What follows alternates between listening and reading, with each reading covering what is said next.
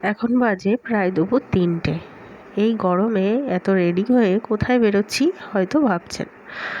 বলছি সবই বলছি। হঠাৎ করে বড়মশাই একটু ছুটি পেয়ে গেল, তাই জন্য ঠিক করলাম চলো সবাই মিলে একটুখানি বড়মার দর্শন করে আসি। তোমরা সবাই নৈহাটির বড়মাকে চেনো এবং জানো তার মাহাত্ম্য। বহু বছর আগে থেকেই আমার খুব যাওয়ার ইচ্ছা। আমি ছোটোবেলা একবার গেছিলাম, কিন্তু তখন বড় মায়ের এই নামটা ছিল না। বড় মায়ের নাম 2000 সাল থেকে শুরু হয়। কালনা থেকে কয়েকজন ছেলে লাল ফেট্টি বেঁধে বড় মার নাম করে ধ্বনি দেয়।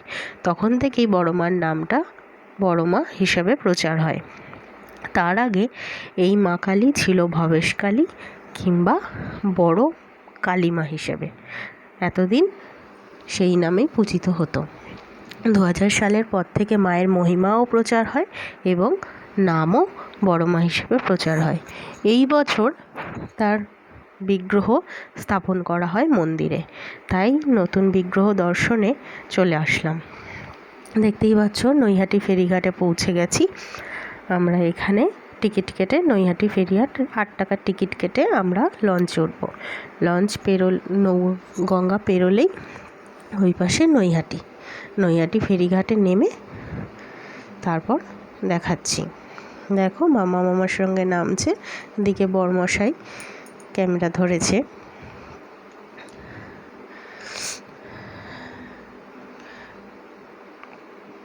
মায়ের দর্শন করা প্রচুর দিনের ইচ্ছা।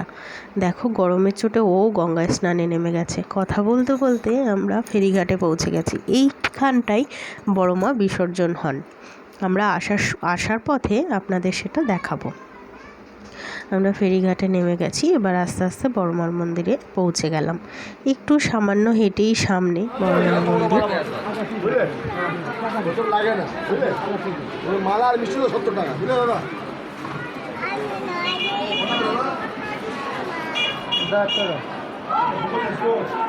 আমাদের ডালা নেওয়া হয়ে গেল। মোমবাতি, ধূপকাঠি কিংবা আলতা সিঁদুর কোনোটাই ওনারা নেন না, ফেরত দিয়ে দেন, তাই আমরা সেটা নিলাম না। আমরা পুজোর মালা এবং প্রসাদটা নিয়েই পুজো দেব। কোনো তীর্থক্ষেত্রে যাওয়ার আগে মনটা খুঁতখুঁত করে, আসলেও যেতে পারবো কি না কিংবা পৌঁছাতে পারবো কি না। কিন্তু সেই তীর্থক্ষেত্রের ভগবান যদি সত্যি সত্যি তোমাকে টানে, তবেই তুমি সেখানে যেতে পারবে। আজ তাই বহুদিনের মনের ইচ্ছা আজ পূরণ হলো। আমাদের পুজো দেওয়া কমপ্লিট হয়ে গেছে। বাইরের সিঁদুরের ডালি থেকে একটু সিঁদুর মাথায় ও শাখায় ছুঁয়ে নিলাম